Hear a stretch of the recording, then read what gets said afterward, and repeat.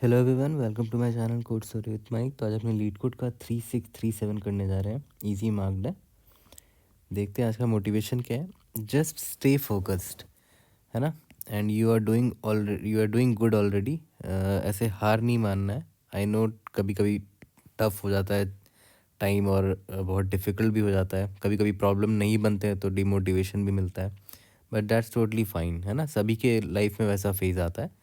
बस आपको फोकस्ड रहना है, ट्राई करते रहना है। You are doing good. Okay.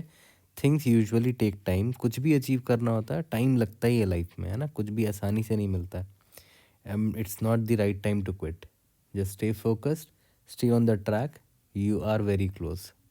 Okay. LeetCode number 3637, trionic array part 1.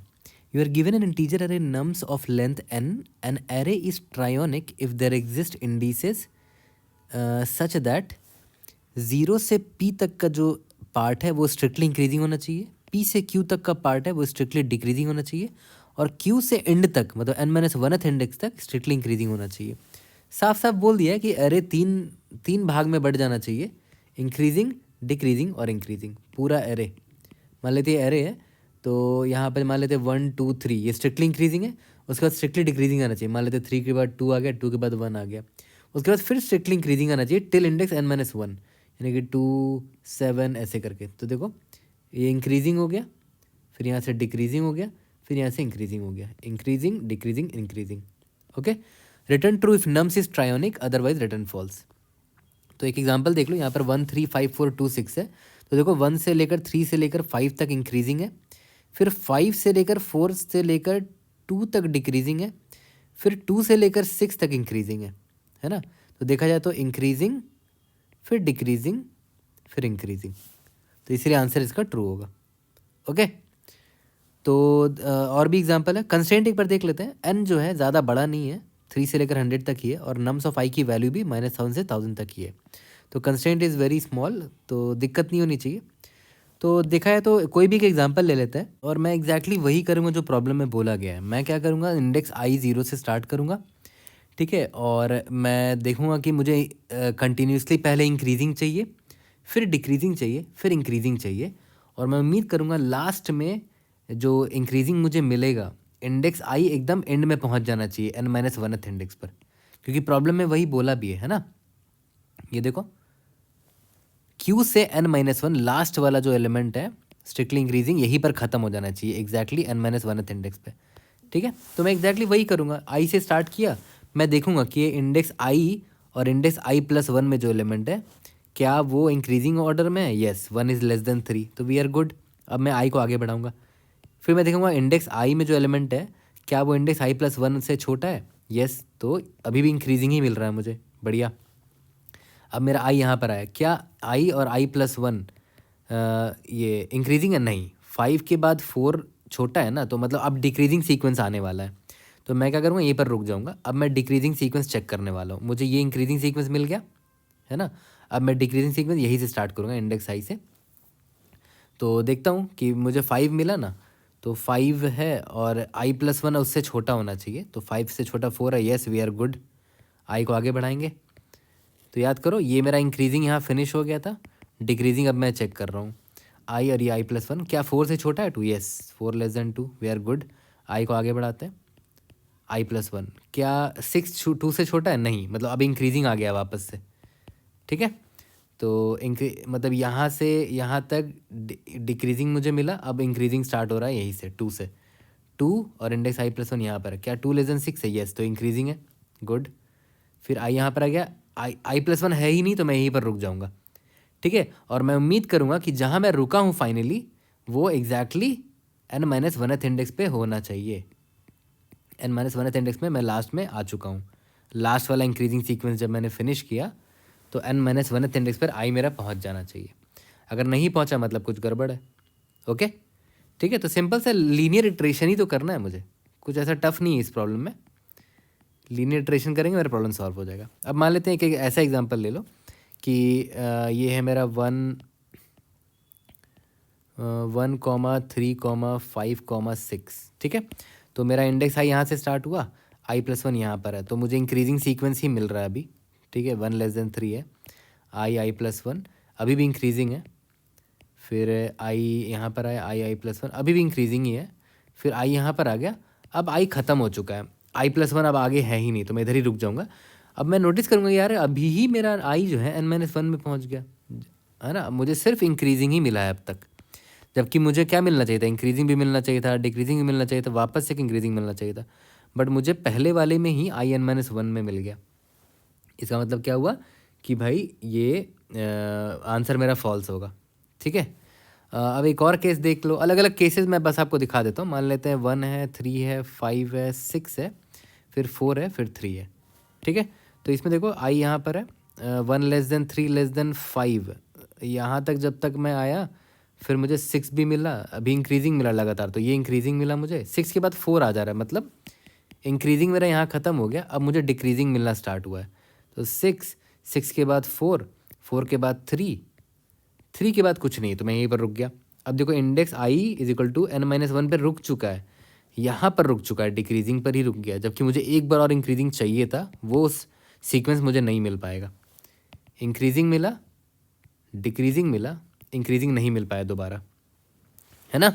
तो इसका मतलब मेरा आंसर यहाँ पर भी फॉल्स होगा। ठीक है, तो सिंपल सा इटरेशन है, और बस मुझे हर इटरेशन के बाद चेक करते रहना पड़ेगा कि कहीं ऐसा तो नहीं कि मुझे यहाँ पर आई इज इक्वल टू n-1 तक चला गया, मैं सिर्फ इंक्रीजिंग मिला हो। जैसे यहाँ पर देखो सिर्फ इंक्रीजिंग मिला, मेरा सीक्वेंस ही ख़त्म हो गया, तो आंसर फॉल्स होगा। यहाँ पर भी देखो, यहाँ पर मुझे इंक्रीजिंग मिला विच इज़ गुड, डिक्रीजिंग मिला, बट डिक्रीजिंग में ही मेरा आई n-1 तक पहुँच गया, तो मैं इधर ही रिटर्न फॉल्स कर दूंगा। लेकिन फर्स्ट वाले केस में देखो इंक्रीजिंग मिला, डिक्रीजिंग मिला, वापस इंक्रीजिंग मिला, तब जाके मेरा आई n-1 में ख़त्म हुआ एकदम लास्ट में, इस इंक्रीजिंग के बाद। तो हमारा आंसर इस केस में ट्रू होगा। ओके, तो काफ़ी सिंपल है देखा है तो इसका सोल्यूशन, मतलब मैं index i is equal to 0 से स्टार्ट करूँगा, है ना, और मैं सिंपली ये चेक करूँगा कि क्या नम्स ऑफ आई जो है क्या वो less than nums of I plus one है। इसका मतलब क्या हुआ, हम इंक्रीजिंग सीक्वेंस में चल रहे हैं अभी। ठीक है, तो इस केस में मैं आई को आगे बढ़ाता रहूँगा, है ना, आई प्लस प्लस करता रहूँगा। लेकिन हाँ, यहाँ पर एक चेक डाल देना कि भाई आई प्लस वन जो है ना आउट ऑफ बाउंड नहीं होना चाहिए, तो यहाँ पर मैं चेक लगाता हूँ, I plus one must be less than N होना चाहिए, क्योंकि आप देखो आई प्लस वन चेक कर रहे हो। फिर जैसे ही ये आप क्या चेक कर रहे हो, यहाँ मैं लिख देता हूँ, दिस इज़ इंक्रीजिंग सीक्वेंस आप चेक कर रहे हो। उसके बाद आप क्या देखोगे, जैसे ही ये फिनिश होगा अब आप चेक करोगे कि डिक्रीजिंग सीक्वेंस चेक करोगे, है ना, डिक्रीजिंग। बट उससे पहले यहाँ पर एक चेक लगा के देख लो कि इफ़ अगर आपका आई इज इक्वल टू 0 में ही रह गया था, मतलब आप आगे कभी बढ़ ही नहीं पाए, मतलब आपको इंक्रीजिंग सीक्वेंस मिला ही नहीं, या फिर इंक्रीजिंग मिला तो एकदम एंड तक मिल गया, n-1 तक पहुँच गए, तो इधर ही आप रिटर्न फॉल्स कर दो, है ना। अगर ऐसा नहीं है तो कोई बात नहीं है, हम डिक्रीजिंग में जाके चेक करते हैं अब मतलब इंक्रीजिंग मुझे मिल गया, अब डिक्रीजिंग मैं देख रहा हूँ। डिक्रीजिंग में कुछ नहीं है, वाइल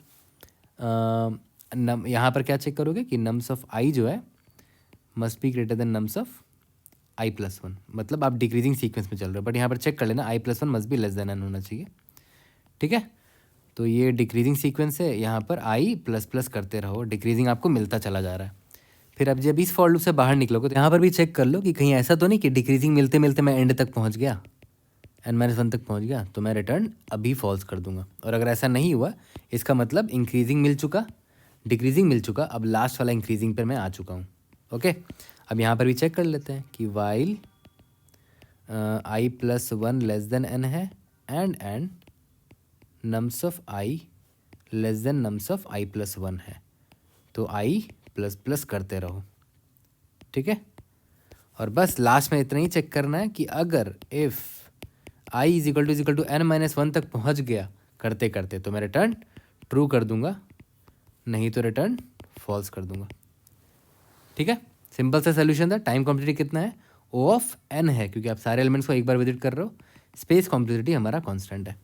ओके, इसको कोड करते हैं, फिनिश करते हैं। Int n is equal to nums dot size मैंने ले लिया, int i is equal to 0 नाम का एक वेरिएबल ले लेते हैं, इंडेक्स 0 से स्टार्ट करेंगे, जब तक I plus one less than N का चेक लगा दो, जब तक nums of I less than nums of I plus one है, तो मैं क्या करूँगा, आई प्लस प्लस करता रहूँगा।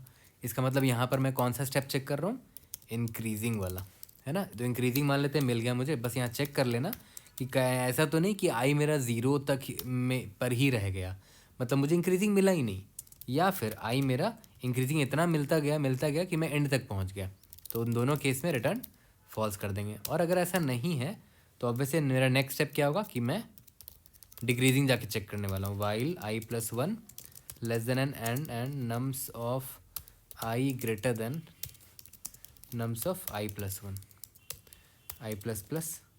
यहाँ पर भी वही चेक लगा लो कि इफ़ आई अगर n माइनस वन तक पहुँच गया तो रिटर्न फॉल्स कर दो, और अगर ऐसा नहीं है तो लास्ट में इंक्रीजिंग चेक कर लो।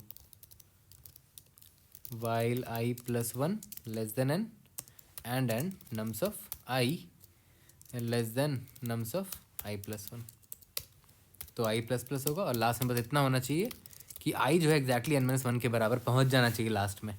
ओके, इसका मतलब we were able to find all the 3 sequences and reach till index n-1। See you in the next video, thank you.